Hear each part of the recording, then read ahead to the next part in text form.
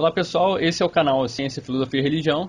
Antes de mais nada, a gente vai pedir desculpa aí pelo atraso no vídeo, por causa de trabalho, faculdade, essas coisas assim. A gente acabou que não conseguiu um tempo aí para fazer um vídeo legal. E a gente espera que os próximos vídeos a gente consiga fazendo um tempo aí menor, no máximo aí de 2 semanas. Bom, nesse vídeo a gente vai falar sobre Deus, né? Será que acreditar, o fato de se acreditar em Deus, será que é uma coisa assim absurda? Será que é um delírio realmente, como muitas pessoas falam? A gente vai abordar aqui uns argumentos geralmente contrários, né, à visão teísta, a visão dos ateus ou a visão cética em geral.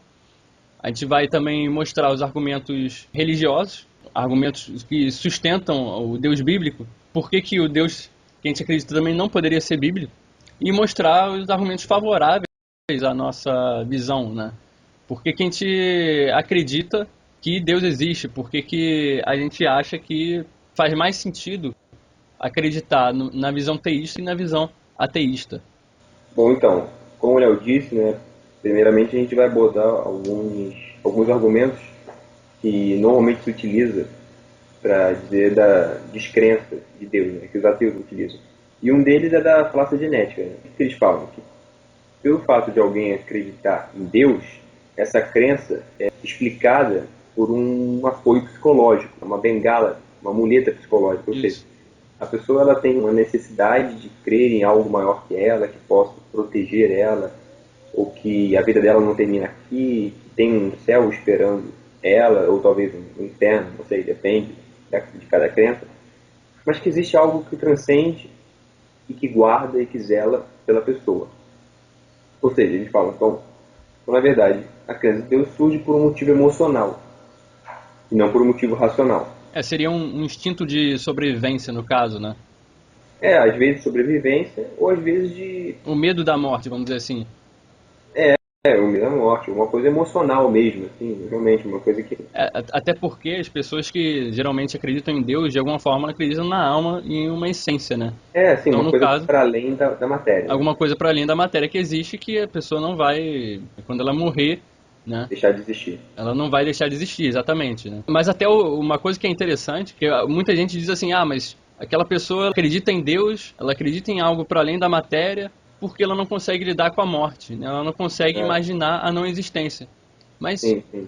da mesma forma que a gente pode argumentar contra a ideia de vida após a morte, utilizando da falácia genética, também poderia argumentar a favor, porque quem disse que esse instinto de a gente acreditar que existe algo para além da matéria não é justamente uma aversão natural nossa que contrariaria a nossa natureza de não existir a morte, no caso. Sim, longe de querer refutar, não, esse sentimento pode justamente o quê? Corroborar. Corroborar, exatamente. Poderia corroborar justamente esse É. sentimento natural de expressão, de querer pensar e refletir sobre algo que transcende você.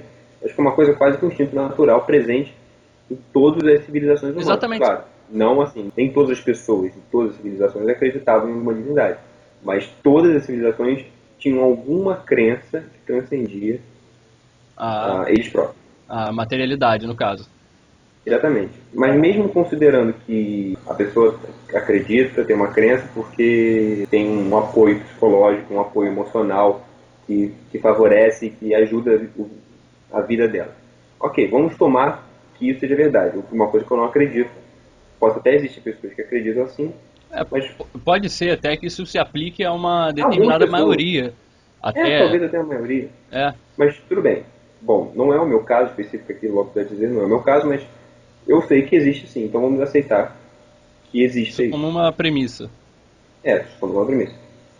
Uma pessoa acreditar em Deus por motivos emocionais não é uma prova, nem de longe, assim, nem de longe, é uma prova que refutaria a existência de Deus. Exatamente. Porque me diz qual é a relação causal Não existe. entre a premissa de que Deus é derivado de uma... A crença em Deus é motivada por algo emocional e a conclusão de que logo Deus não existe. Não existe relação lógica entre uma coisa e outra. Não Isso, existe. né, que constitui a falácia genética, que é justamente quando você ataca a origem de determinado objeto, se essa crença surgiu a partir de uma determinada origem, O fato de eu estar atacando essa origem não quer dizer que essa crença não exista. No máximo, você estaria refutando ali o caminho que a pessoa usou para chegar a um caminho não muito correto, um caminho que não fosse válido. Ou um caminho da própria necessidade da pessoa, né? Da própria característica. Vamos dizer assim, poderia ser emocionalmente válido, mas não logicamente válido. Mas mesmo assim, isso não estaria desaprovando a crença, no caso. Claro. Né? E isso é um erro muito comum, né? Achar que eu estou atacando a origem, logo eu estou atacando o objeto, é produto dessa origem. Esse é um argumento, mas confesso que esse de fato é um argumento que é muito assim, fraco e nem é tão utilizado assim usualmente, porque é uma coisa realmente... Apesar de que a gente vê até no YouTube aí bastante gente, eu já vi bastante gente dizendo a religião ou a crença em Deus, ela foi originada porque as pessoas não conseguem lidar com a ideia da morte, algumas pessoas. Tem também um outro argumento também muito utilizado, né? Que se Deus é o criador de tudo e de todos, então quem criou Deus? O criador de Deus seria Deus na verdade, porém esse Deus teria que ter outra criatura e assim você vai retrocedendo infinitamente. Né? Você chegaria a uma escala infinita, o que justamente entraria em contradição com a origem do universo que teve um começo. Então esse seria um argumento. Se a criatura procede de um criador e isso recua infinitamente, o universo não poderia ter um começo. Então isso entraria em contradição entre o que a ciência diz e o que possivelmente eles acham que a religião quis dizer. Porque tem muito disso. A pessoa, o ateu, geralmente interpreta, leu algo, mas interpreta à luz da sua própria ignorância. Dizer que Deus precisa de um criador é de um nonsense assim, sem tamanho. Porque, primeiro, todo efeito tem uma causa, né? Isso se aplica ao mundo material, ao universo, certo? Tudo que a gente conhece, né, no universo material nosso, tudo tem uma causa. Né? Até porque a gente está falando de espaço e tempo. Né? Mas quando a gente está falando de uma coisa que transcende espaço e tempo, então não pode afirmar que exista causa e efeito. A gente não pode afirmar que existe uma relação de causalidade. Exatamente, porque o Deus que aqui nós estamos falando, nos referindo, é um Deus que transcende o espaço-tempo e ao mesmo tempo é imanente do espaço-tempo. Ou seja, ele age, ele está presente em tudo, porém ele transcende, ou seja, ele não é parte essencial do espaço-tempo. Se algo que transcende o espaço-tempo cria o próprio espaço-tempo e todas as outras coisas, ele não necessitaria de outra coisa que o criou. Porque ele transcenderia justamente essa relação de causalidade. Isso. E, assim, cabe a gente lembrar aqui que justamente a gente começa a partir para uma hipótese de Deus justamente para a gente sair do nosso conhecimento de coisas materiais e que precisam de ter forma e precisam de ter causa, para algo que não tem forma, não teve causa, para poder conseguir justamente dizer como foi a origem do universo. Né? Você pode até dar outro nome para isso, não chamar de Deus, mas a essência da coisa é que ela não pode estar atrelada ao espaço-tempo. Ela não pode ser material, acima de tudo, né? Exatamente, ela não pode ser material. Então isso quer apelar para algo imaterial, no caso. Exatamente. É justamente isso, né, que a gente trabalha. Não como uma necessidade emocional, psicológica da existência de Deus, mas como uma necessidade da própria existência do universo. Isso. Porque se nós fôssemos, de fato, elencar causas materiais para efeitos materiais, acabaria retrocedendo infinitamente. Isso. Porque causas materiais eram causas materiais. E aí que matéria, eu estou falando de partículas, estou falando de energia, estou falando de tudo que é sensível. Né? Estou falando aqui, matéria, partícula, energia. Ou seja, fala. A gente estaria sempre caindo num loop de sempre a gente dizer o que gerou essa matéria. Foi matéria. Como que surgiu a matéria? Se a gente disser que foi a matéria, então a gente já está dizendo que ela já existia antes de existir a matéria. Então a gente não resolve a questão. Ou seja lá o que vale. A questão é que, se for fazer isso, o universo nunca teria um início. Nunca teria um início. E mais, se ele tivesse um início, então a matéria, o universo teria que vir do nada. Que entra em outro caso específico. Isso. De que, não precisamos elencar um Deus, não precisamos apelar para um Deus, porque o universo surgiu do nada. Mas aí cai naquela velha coisa. Primeiro, temos que definir o que é o nada. O nada, na minha definição, eu acho que é uma definição mais lógica, e a do Léo também, com certeza, é da inexistência absoluta de qualquer coisa. Isso. Ou seja, não existe matéria, não existe energia, não existe campo eletromagnético, campo elétrico, não existe nada. Ou seja, Nada. é a ausência de qualquer coisa, De né? qualquer coisa. Essa, Qualquer essa é a coisa, qualquer coisa. definição, essa é a definição do nada, né, do vácuo absoluto, né?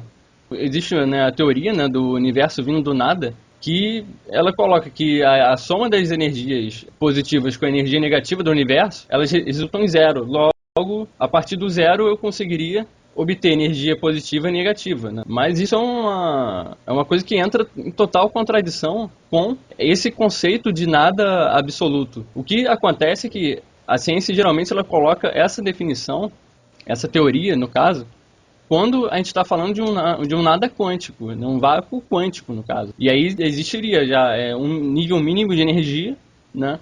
Em que a partir desse nível mínimo poderia se obter a energia do universo e ter surgido o Big Bang. Mas no caso, se a gente for falar do nada absoluto mesmo, a gente entra em contradição quando a gente começa a falar do universo vindo do nada. Porque assim, a gente começa primeiro. Uma pessoa elencar que do nada surgiu tudo, ela poderia ter, ao menos dar uma evidência de alguma coisa que tivesse tido essa natureza, certo? Só que nada, nenhum experimento fala, surgem partículas do nada. Do nada como, cara pálido? Aqui do nada. Mas tem níveis mínimos de energia, existem partículas virtuais. Porque senão, simplesmente se surgisse uma coisa absolutamente do nada, do zero, assim, de absolutamente tudo, simplesmente iria entrar em contação com o princípio de certeza de Heisenberg. Se não tem energia mínima, não tem nada, uma partícula surgiria em um determinado ponto, uma velocidade zero, e parada. Ou seja, você poderia precisar, com máxima acurácia infinita, você conseguiria descobrir a sua velocidade, que seria zero, e sua posição. O que seria impossível, porque você entraria em contradição com o princípio de certeza de Heisenberg, que diz que eu não posso determinar a velocidade, o momento de uma partícula, nem a posição, de maneira perfeita. Não posso ter as duas coisas exatamente. Essa questão das definições, né? A gente tem duas definições. Uma que seria a definição do nada que a gente está dando aqui, que é o nada absoluto, e a definição do nada que a ciência utiliza, que é o nada quântico. Ou seja, existe coisa ali. Mas para a gente utilizar essa definição, a gente cairia nos mesmos problemas de justificar como aquilo teria surgido, o que teria causado essas condições mínimas. Condições mínimas iniciais. De energia mínima, de campo eletromagnético e etc. Partículas virtuais, isso tudo. Ou seja, se o universo surgiu desse vácuo quântico, por exemplo, mas esse vácuo quântico existia alguma coisa. Então, da onde existia essas coisas? Aí você fala assim, não tem explicação, aceite isso. Bom, eu me acho no direito, logicamente, de negar isso. Falar, não, eu não aceito isso, simplesmente porque... Até porque, que é uma coisa interessante que eu fico pensando, né? A ciência, ela vai começar a esbarrar, sempre buscar a origem divina, a origem do universo na questão material só, a gente pode ser que a gente esbarre num dogma científico. Antes disso aqui a gente não tem como saber o que aconteceu. Muita gente vai utilizar isso para dizer que, bom, a ciência diz que o início foi isso aqui. Se a gente só acreditar nessa visão científica, a gente vai ficar preso a isso. A gente não vai conseguir sair e buscar outras origens que possam ter existido. É simplesmente colocar a ciência no lugar dela. Porque, afinal de contas, o lugar da ciência, o que é? É tratar de coisas materiais, fenômenos do universo. Tudo isso. Ela não tem capacidade de julgar nada, a não ser isso. Estudar os fenômenos físicos naturais. Simplesmente existe um limite científico. Existe um limite, exatamente. Simplesmente isso. Agora, o problema é você falar o limite científico é o limite da compreensão humana. Quem disse que a compreensão humana para no limite científico? Achar que a ciência é o que determina tudo. Porque a ciência ela pode simplesmente estar olhando a partir de apenas uma ótica material e ficar estagnada nessa ótica, sendo que pode existir muitas outras formas de ver que com a nossa visão, os nossos equipamentos, a gente não consegue sair disso, porque a gente estaria limitado no universo material. Se o nosso universo ele é apenas um reflexo materializado de coisas que estão ocorrendo no nível intelectual, se a gente buscar as causas para a existência de Deus sempre na matéria, a gente vai encontrar uma barreira. E pode ser que a gente não tenha como evoluir nesse conhecimento. Não tem como, porque a matéria simplesmente é limitada. Você compreender o ilimitado através do limitado já é uma contradição. É isso que muita gente às vezes tem dificuldade de entender, né?